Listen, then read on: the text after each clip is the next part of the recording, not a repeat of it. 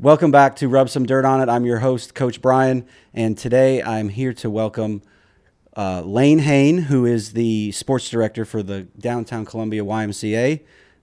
Lane, thank you so much for being here. Thanks for having me. I will have to say that you and the YMCA was on the top of my list when I started this podcast for you to come in and talk youth sports because the Y is so prevalent in our community, helping kids, getting them involved with youth sports and all that brings along to it. So thank you so much for being here. I appreciate it. It's a blast. Yeah, glad to have it. So how long have you been with the YMCA? I got here last April, early April.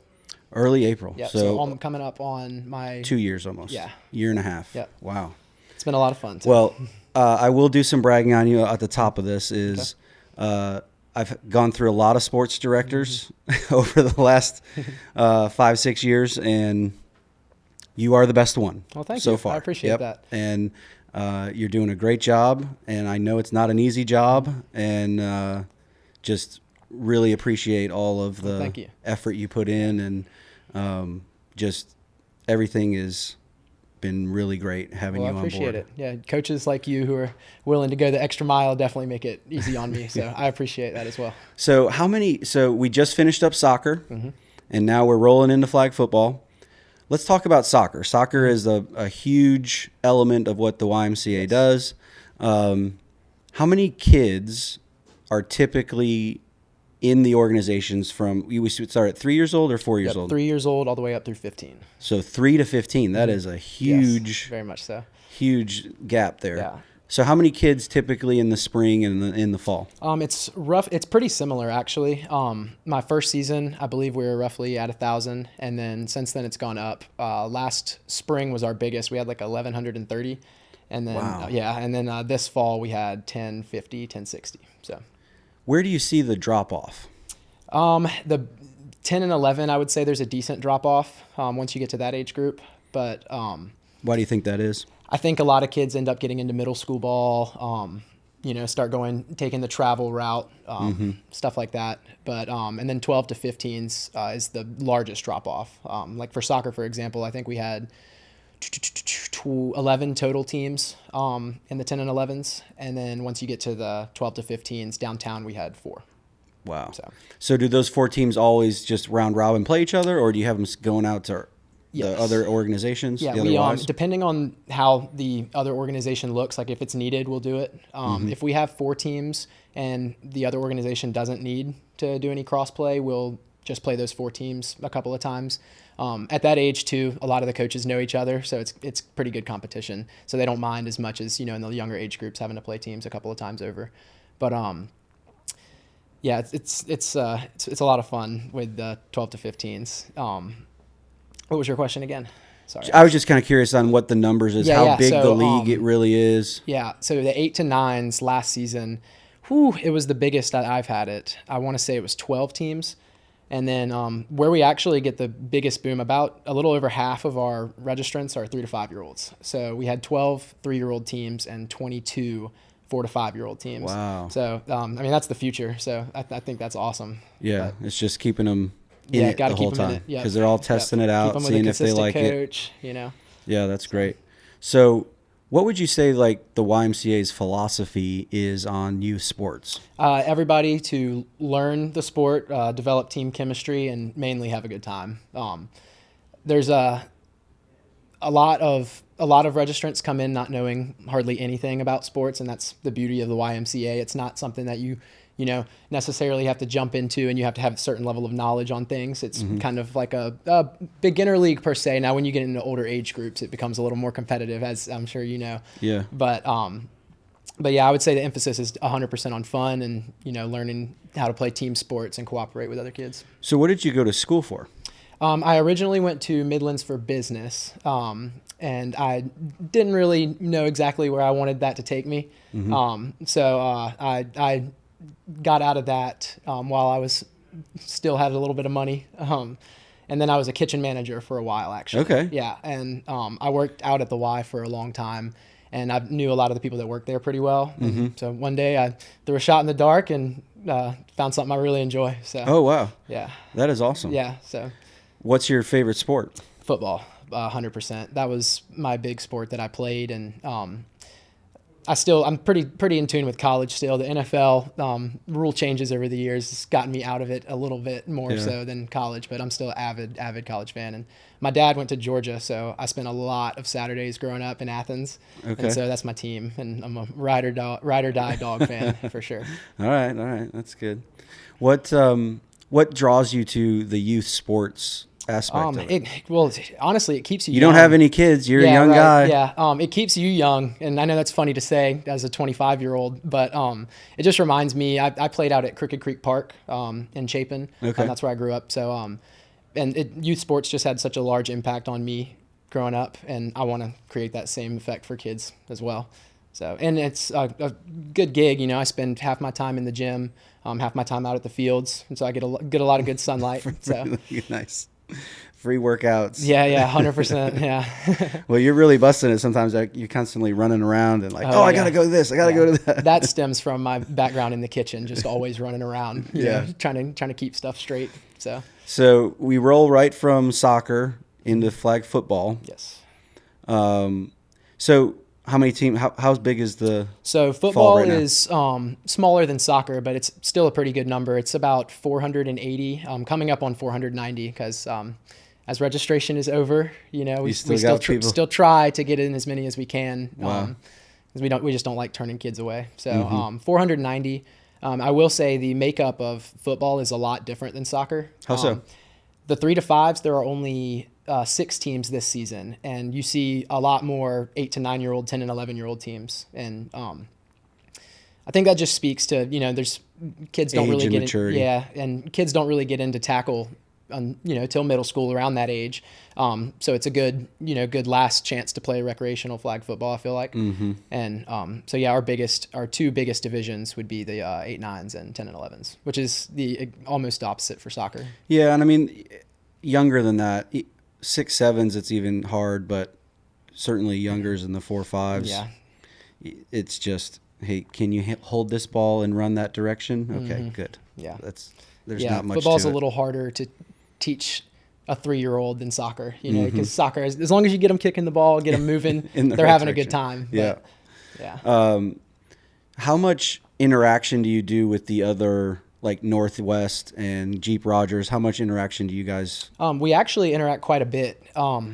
Something that our new CEO, as of I guess 2.5, 3 years ago, brought in. He wanted to, kind of make things more streamlined as an association, so we're more consistent across different locations. So we actually communicate a pretty good bit, and especially with registration, we'll have kids register for the wrong branch, and so we'll have to move them over. So there's a pretty decent amount of communication between us. That's pretty cool. The Jeep Rogers and the Northwest ones, anyway. Orangeburg doesn't quite have youth sports rolling, but we're hoping to get it there soon as well. Yeah, so basketball is a tough one because downtown doesn't have a basketball Correct. court. And That is correct. we tried going out to Irmo one year, and it was okay. Yeah. It was just trying to get out there at 5 o'clock on a Yeah. Tuesday. Yeah, the traffic 30-minute time's drive. not ever ideal for practices. I will And say then on you're- Saturdays it's awesome. Yeah, when you're Saturdays driving isn't out bad, there. but then I always have 2 teams, so you spend yeah. half the day Sure. out there, and but so we've been trying to find other basketball closer to home. One of the other things that I think we would look at is a competitive division of soccer, because I'm a very big advocate for multiple sports, and you're right. Where the drop off comes is when kids get to a point where, okay, I need to have competitive games. Right. And how do I get those competitive games? Do I go and play travel soccer and be in that area? Or do I just stop playing altogether? Sure. And for my sons, they're not going to want to go play travel soccer. One, it's expensive. Sure. 2, it tends to be soccer or nothing. and it's very difficult to navigate playing baseball at the same time, Right. Or playing any other sport at the same time because the soccer schedule is so stringent. And what would be awesome is if there was a competitive division. Like you said, the coaches that have been doing it a while tend to have the same kids. We know what our team makeup is. And if we could say, okay, these 6 teams with these 6 coaches, they're going to have their own, they're going to be in the A level, and everybody else is in the natural B level. And this A level, they're going to keep score. They're going to know what the standings are.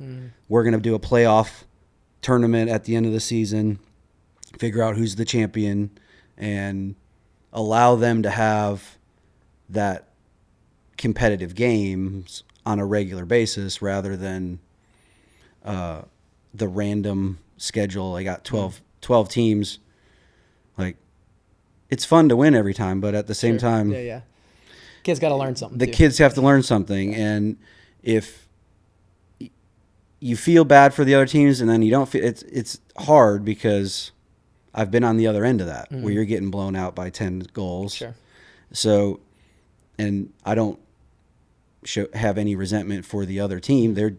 You play until the end, and if you get 10 goals on you, then you got 10 goals on you. But you have to find ways to improve that team and learn from all the different aspects of it. Sure. Our 8-9 team, we had 2 games that were competitive. Yeah. One very, very, very competitive. One very, very competitive game, and unfortunately we came out just a bit on the shorter end of that stick, and the other one we won by 3 goals, right? So it was competitive, but we still won handily. And then all the other games were like 15-0. Yeah. And I literally lose track of how many goals. It's like, okay. So I think that would be something to take back to the elders, if you will, to say, hey, this is wanted and could keep kids in the league longer because there's a gap of wanting competitive soccer but not wanting to go be on a travel state exclusive by state travel team 100%. Where you're paying a lot of money and you're constantly going all over the place. If soccer is just a fun thing to do and you enjoy it, but it's not the only thing you do. Right. Yeah. I know we've talked about that before, but I think it's an interesting idea. I really do. I'm a competitive person at heart. So, in the future, I would love to have something, to try to keep those 10, 11, 12 to 15s playing with us a little longer. But we've talked about it a little bit as an association, and I just don't think we're quite there yet, unfortunately. We need a petition or something. Yeah. But yeah, that's kind of cool. We're in flag football now, and so I just want to go over some rules with you. We're going 6 over 6. 6v6. So that's every age group? Every age group. Perfect. Yep. I'm trying to put my playbook together. Yeah, right. I had a coach last night, so I had to change the playbook since we went to 6-on-6 instead of 5-on-5. Well, it's definitely needed because it's just like for how many kids we have out there. Yeah. Like you mentioned, we have 12 teams on 8-9s. Right. But I got 15 kids on my team. Yeah. Yeah. So I will say I tried my best this season to keep the rosters down as much as possible. But once word of mouth gets out there and it's hard. This kid asks this kid, what team are you on? It gets really hard. And it's hard. You don't want to turn kids away if they're requesting you. Sure. Yeah. Basically, if I don't know who you are, then I'm sorry, you're gonna lose out to someone I do know. Sure. And but it's the same thing. It's like there's a couple of kids on our team this season for 8-9 that go to school with some of the core group. So of course they want to be with their friends. Right. Yep. And you're like, okay, that's fine. Well, just requires more planning. Yes, 100%. I agree. Yeah, and typically I see bigger rosters with soccer because you play more kids on the field. But this season in particular, I guess there's just a lot of kids attached to a coach, and a lot of coaches had similar sized roster lists that I guess they were bringing. And at that point, I mean, we kind of just had to go to 6-on-6, and I mean, more kids on the field is better than less kids on the field. I think is almost until it gets clogged. Yeah, right. And but one more kid on two more kids on the field isn't going to make that. Especially big at of a Owens, we have so much room. So. Yeah. So let's talk about coach requests. Mm-hmm.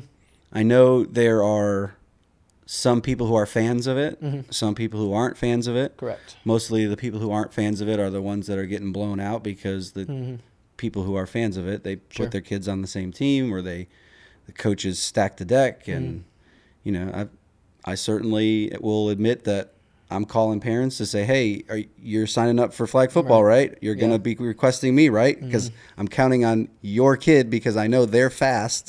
Sure. And I want to balance it out, make sure I got who I need. And what kind of feedback do you get on all that? So the main thing is that how I build it out is who registers first, and obviously, I mean, if someone's coaching, their kid's on the team no matter what. I mean, they're coaching, so it just makes sense.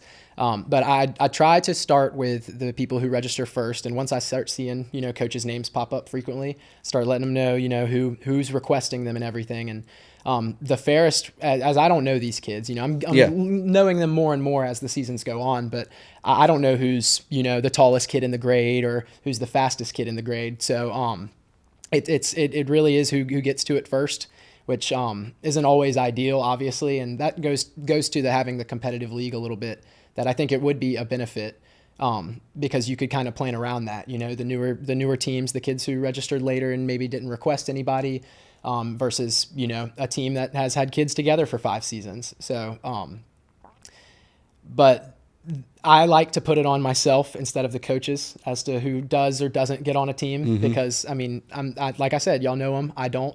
Well, it's also easier for us to say, well, I'm sorry you didn't get put on the team. Yeah, 100%. If it's up to me, you can't be mad at your coach.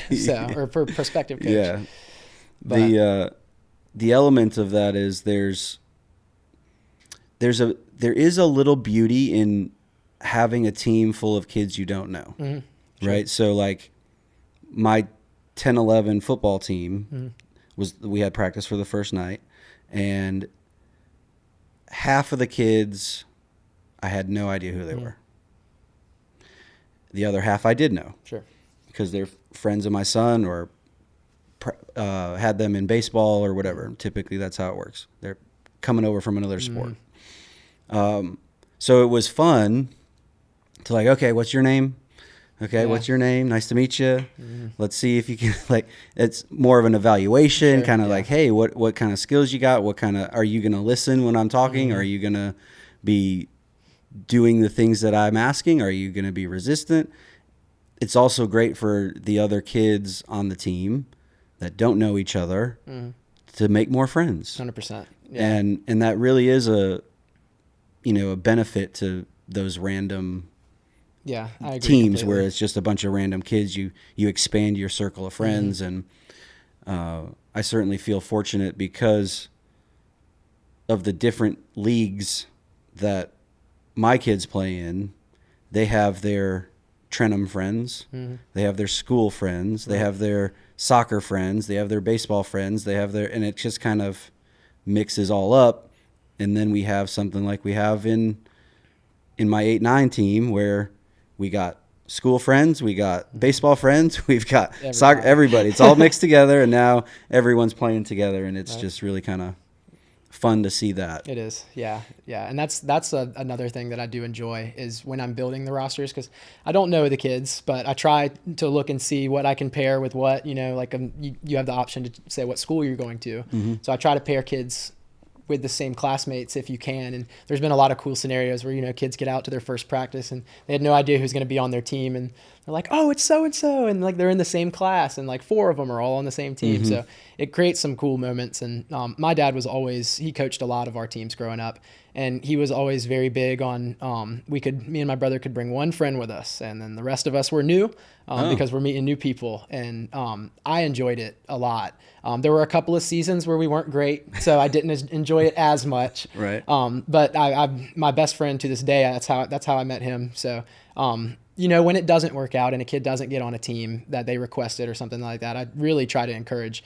You have no idea what's going to come out of the situation, and it could end up being the best season he ever has. So what was it like having your dad coach you? I loved it personally. I wouldn't describe him as an overbearing coach. He coached because he had to one season, like I do with a lot of the guys out there. I come out like, hey, we still need a volunteer. That was my dad. And then after the first season, he kind of ran with it. My brother. What was the first sport he coached? Soccer. Okay. 3-year-old soccer, actually. Wow. Yeah. And I don't remember at all how that went. But as time went on, I always remembered when we got to the formative years, I remembered in the early years, it was fun to have my dad coach, and he ended up coaching us again. Never travel ball or anything like that, but rec league soccer. And I always liked it. There's a lot of kids who they butt heads with their dad, and I'm sure we did get to a certain age where it stopped working a little bit, and that's probably when he peeled back and said, all right, let's pass you on to the school, let them handle you now. But yeah, I always enjoyed it. So. Is your brother older or younger? He's younger. He's 2 years older than me, or younger than me. Okay. So, yeah, and he was much more soccer oriented. He played out at SC United for a season, and he played football in high school as well. But his main thing was soccer. So. What would be some of the tips you'd have for coaches that are New coaches. Volunteers, new coaches? The main thing, obviously, is make sure the kids are having fun. That's the main thing. Learning things as well. I emphasize, not just getting out there and trying to have them run around and burn their energy so the parents are happy, but actually teach them something about the sport or just teamwork in general, because that was one of the things that my dad emphasized early on was, the sportsmanship. Like, you just lost 8-0, you're going to go over there and you're going to shake his hand because y'all played a fair match, and everything.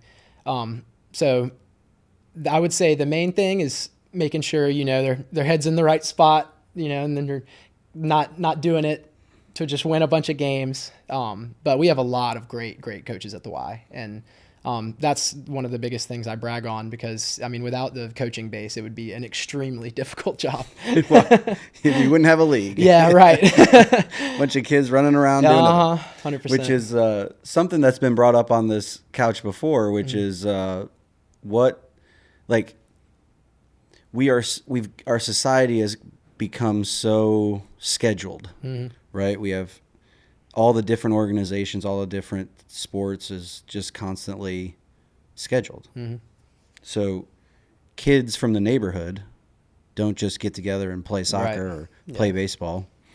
And it would be fun to just have a league of, okay, kids, your team is this team. And you got 10 players, and today we're playing baseball. Yeah. Today we're playing soccer. You guys, here's the ball. Go for it. Right. And just sit back and just Get let them go. iPads. Exactly. Gosh. I think that'd be fun. Yeah, that would be fun. It'd be a good summer camp. Yeah, I agree. Because those are some of my best sports memories is, backyard football with a group of guys from the neighborhood, and you don't know half their names. But yeah, that would be cool. That would be cool. Then you could just say, okay, summer camp, you're going to come, we're going to play, mix up the ages so you have little kids playing with big kids and just make it as free form as possible. Sure. I think you get some natural skill building and competitive building and teamwork and leadership. And definitely leadership. Yeah. That's what came out of those backyard football games, man. Golly. What's one of your fondest sports memories? Fondest sports memories from you playing. One sticks out. Okay.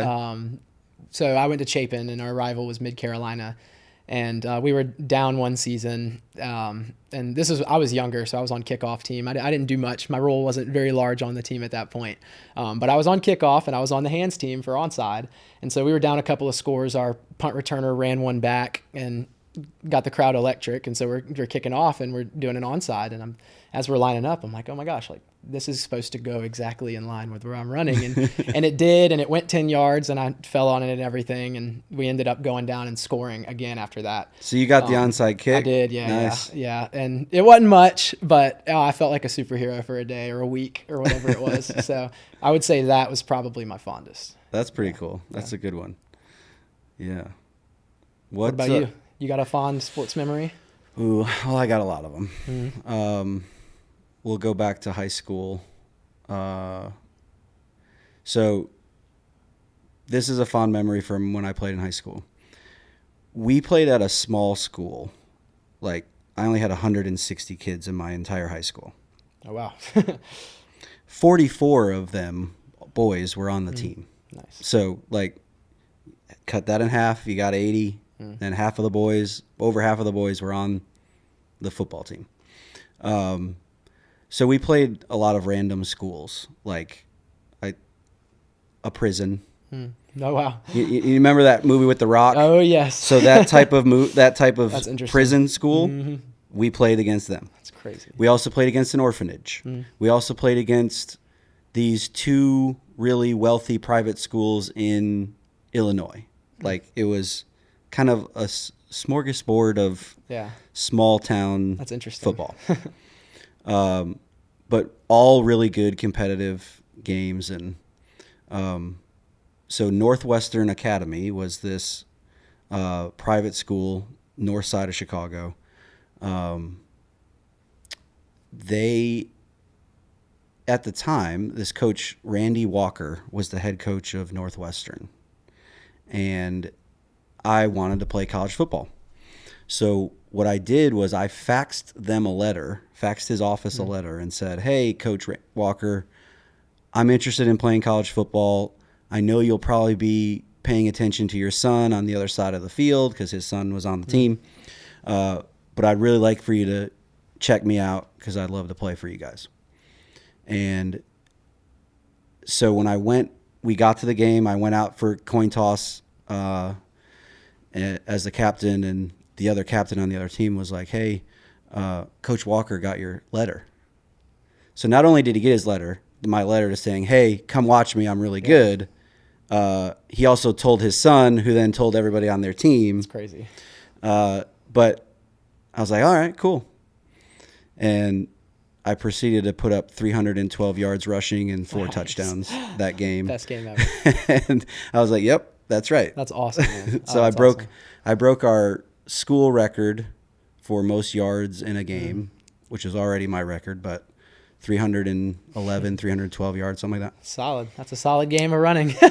Yeah, and like 3 or 4 touchdowns. Nice. So that was the fact that I had put my face out there, my name out there, and said, hey, come check me out, and then I backed it up. That was kind of the Did it, like, when you heard the kids say that, did it, like, switch in your head, like, okay, like, I really have to go hard this game? You know, I didn't even realize that I had that many yards rushing until after the game was over. That's interesting. It was just a normal game. Yeah. They were actually, that was one of the years that they were better than they traditionally were. Okay. So I remember going into halftime at that game and, like, laying into the team. Like, we got to play better. We're not doing our jobs. Our punt returner had, like, muffed a punt and, like, gave them the ball near our goal line. And it was just like, what are we doing? And meantime, we ended up beating them by, like, 3 touchdowns. And I had 4 of them. This was just like, it wasn't a close game, but it was probably closer at halftime than it should have been. Yeah, I understand. And it was one of those kind of fond memories. Yeah, of that's awesome. High school football. That is so cool. What do you do on your free time? You must not have a whole lot of free time. The free time I do have, I have a German Shepherd Husky mix, and he's a lot of dog. So I spend a lot of time with him, getting his energy out and stuff like that. He's about 4 years old. His name's Kobe. So you go on hikes? Yeah, we'll go down to the Riverwalk every now and then. But I live out in Casey, so we go to one of the parks around there that has the gated fields. I can't remember off the top of my head what it's called, but yeah, I'll lock those gates up and just let him go crazy and bring a ball or 2 out there, and the little stick with the ball on it. Yeah, he's a fetcher, but once he gets tired of fetching, it turns into a chase game. So nice. Yeah, nice. What type of so you just hang out with your dog, Hang out watch with my football. dog. Yeah. I got some friends. You're 25. Yeah. You're not tearing up the nightlife. No. I had my fun back in the day, but it got old quickly, as things do, and it was time to grow up at some point. And I had two great parents that very much reinforced the fact that I needed to grow up at some point. And so they helped out a lot in that process. And it saves a lot of money, It saves a lot of money not dealing with the nightlife. So me as a non-drinker, like I've never drank. I went through all my years of college, and I would go out sometimes every night of the week with a different group of friends. And I was like, yeah, this is like reality TV show. Yeah. And I'm not spending any money because all I'm ordering is water. Yeah. Well, power to you, because that's a hard thing to do, Yeah. hard thing to do. I had probably had a little too much fun at times, but, once you teeter a little closer to the edge, it makes you want to go back to the other side. So, yeah. Have you had any stories you could share without giving away names of conflicts you've had with coaches or parents since you started this? So the coaches, it's honestly, off the top of my head, I mean, I'm sure I could probably think hard and I'd find one, but there's really no coach story that sticks out. We have had a couple of parent issues. There was a game last season where the refs probably weren't calling as tight a game as they should have been. That's normally, I mean, let's be honest, that's normally how it starts. People typically don't get aggravated at the refs unless they aren't or are calling something that they don't find, callable. But it went a little far, and we had some parents on opposite sidelines chirping at each other. And one lady ended up on the field, can't be on the field. And so after saying a couple times you can't be on the field, it wasn't going anywhere, so we had to call the game. And it got a little spicy afterwards. So you called the game? And yeah. That's the only time we've stopped over. a game early since I've been here. But yeah, we definitely had to stop the game early. What has there been any differences by putting so we used to do it where teams were on each side, and all the fans of the same team were with the players, and then we switched it so all the two teams are on one side and all the parents are on the other. Has that changed? Has it made it any better? From that aspect, not really, because not really. But what that does help with a lot is you'll have parents that think they're the coach sometimes, and just having them on that opposite sideline away from the other coach, I mean, you can articulate to your players way better. You don't have everybody yelling in your ear. So from that standpoint, it's helped. But truthfully, I mean, even when I got here, it's pretty good out there. The parents do their job well. Every now and then you'll have a little bit of a situation, but really, besides that one game, no big blow-ups. So, where do you find all your refs? So it's a coagulation of where I find them from, really. So I got a couple of guys that play soccer at Dreer. And they've turned out to do a really great job. I'm a big fan of those guys. Intramural soccer at USC. When I started here, there was a large group of them that came from there. And we had a couple of guys that used to ref high school league and then wanted to just do something, a little less strenuous. They think a little less strenuous. Well, at least they're not calling balls and strikes. Yeah, right. I tell people all the time, I mean, if you think you're getting yelled at as a soccer ref, you must not have umped anything, because That's right. They get it the 100% worst. That's right. Oh man. Yeah. So what does the future hold for you? Where do you think you want to go with this career you've started? Yeah, I really love it. I love being outside doing sports. I mean, that was always my favorite thing, was being outside and playing sports. So what better thing to do than turn it into a job? And I love the Y. I love the message the Y brings, and I'm a gym rat at heart too. So splitting my time between the fields and the gym is almost perfect for me. I would like to continue my career at the Y. It's been an awesome time, and the people there are awesome. I can't speak highly enough of my boss. He's been such a great help, because, like I said, I came from a kitchen before this. So and sure, some stuff translates, but being a sports director wasn't something I had experience in, and I'm very gracious that allowed me the opportunity to show him that I was capable of it. That's cool. Because I've enjoyed it a lot. So yeah, I figured you were like, sports and entertainment management at USC or something like that. Sure was not. But I think it fits me well.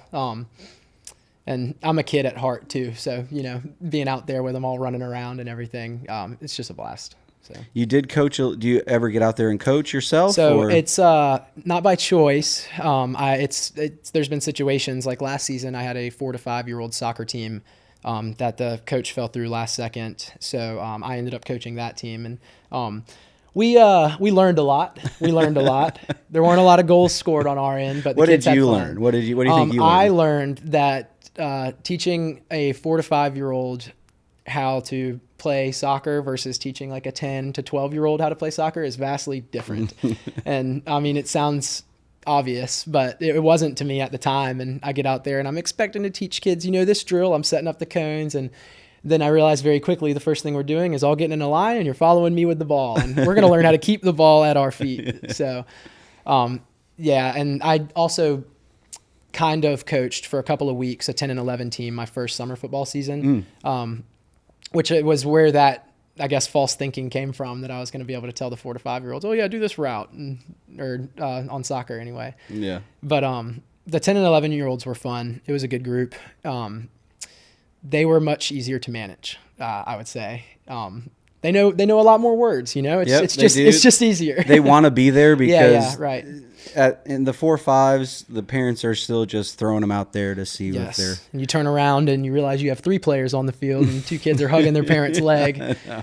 But it's funny though, because like my second oldest, I had him play up at the time with his older brother when they first started playing. So he was like 3-ish playing with the 4-5s, and then we played 2 seasons, and he would not go out on the field. Oh, really? The second season, I even had his cousin was playing with us. So he had his brother and his cousin, and he still wouldn't, could barely get him out. The first season, he would not go out on the field at all. Second season, he finally would go out on the field, but really not a whole lot, no interest whatsoever. The season after, he got the group of kids from school said, hey, who's coaching soccer? And I was like, me. So we got them all out there, and then all of a sudden, it was like light switch went off. He was aggressive. He was running. He was doing all the things you want him to do. And now he's one of the stars out there, but it's like, so when I see the parents with the kids on their leg, I'm like, don't worry, give them time. It's coming. Yeah, it'll just be takes okay. The right group, the right coach. There was I think I had that last in the spring 4-5s, kind of same situation. There was a little girl and her brother would just not come out on the field, and I was like, said to the parents, look, don't worry about it. Yeah. See that one over there that's kicking the ball like crazy? He was just like that. That's funny.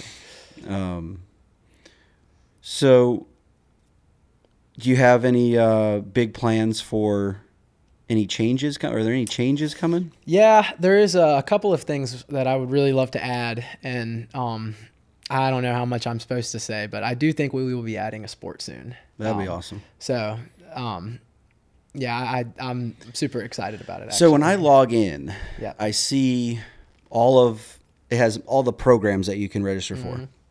What type of adult programs do they have? So downtown, our YMCA is an express YMCA. So it doesn't have like the basketball courts, the track and volleyball courts and all that family center oriented stuff. So we do have adult leagues out at the family centers at Northwest, and I believe Jeep Rogers has adult volleyball as well. I don't think they quite have adult basketball, but just with all of our sports being off-site, staffing adult sports at Owens, because you need significantly more staff for adults than you just do for kids. But it would be a lot of fun. An adult flag football league would be something super interesting. Yeah. That'd be hard for me because I'd struggle. I don't know if I should play in it as a director, but I think that'd be fun. Maybe a pickleball league. Yeah. So they do have out at those Ys, they do have pretty extensive pickleball leagues, and they do a couple. They did a tournament a couple of months back at the Jeep Rogers Y, I believe, and I mean, pickleball has just exploded, completely exploded. Have you gotten into that yet? I haven't. Someone tried to get me into it. And their competitive nature and my competitive nature together probably wouldn't have meshed well, so I didn't yet. You weren't doubles? You weren't playing doubles? Well, it would have been against them. Okay. Because they already had a partner. They took it fairly seriously. I was like, okay, I don't know if I have it in my ego to lose to you for months before I finally get the hang of this thing. So, but it's interesting. I'd like to get into it eventually, but I spend so much time out at the fields. By the time I'm done, I'm like, go out to more fields or more courts per se. Yeah, well, you said that's what you love to do. It is. But the gym is the other part of that. That's like where I do you have a program or a routine that you're doing? Are you trying to do fitness contests? Not really. I just enjoy it. It started out as an outlet, in high school, to get rid of energy, because as a young guy that just finished playing football and didn't know what was next, I needed an outlet to get out energy, and I ended up loving it. So I kind of do like a back push pull legs kind of a split. Okay. But I try to switch it up every now and then, shock the muscles, they say. That's right.